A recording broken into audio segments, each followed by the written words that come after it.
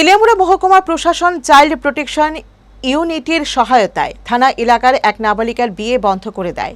জানা গেছে, তেলিয়ামুড়া থানা এলাকায় সংবাদ পেয়ে মহকুমা প্রশাসনের ডিসিএম হরিপদ সরকার এবং ডিসিএম বিশ্বজিৎ মজুমদারের নেতৃত্বে পুলিশ ওই এলাকায় গিয়ে বিয়ের প্রমাণ পায়।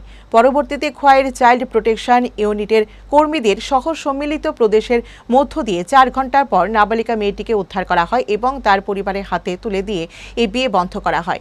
গোটা বিষয়ের প্রশাসনের তরফ থেকে আরও একবার সকলের দৃষ্টি আকর্ষণ করার মধ্য দিয়ে নাবালক কিংবা নাবালিকাদের বিয়ে না দেওয়ার জন্য সকলের প্রতি আহ্বান রাখা হয়।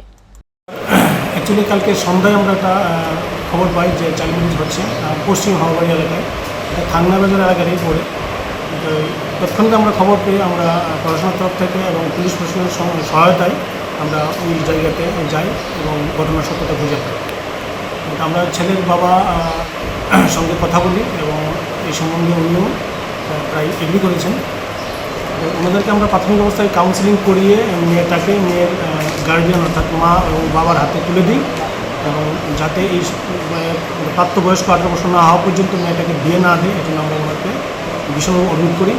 এবং আজকে যাতে অন্তত যে আমাদের ডিস্ট্রিক্টে খোয়াইয়ে চাইল্ড প্রোটেকশন ইউনিট রয়েছে ওইখানে ওনাদেরকে নিয়ে যায় এবং কাউন্সিলিং করে, সেজন্য আমরা বিশেষভাবে ওনাদেরকে অনুরোধ করে মেয়েটাকে গার্জিয়ান হাতে আমরা তুলে দিই।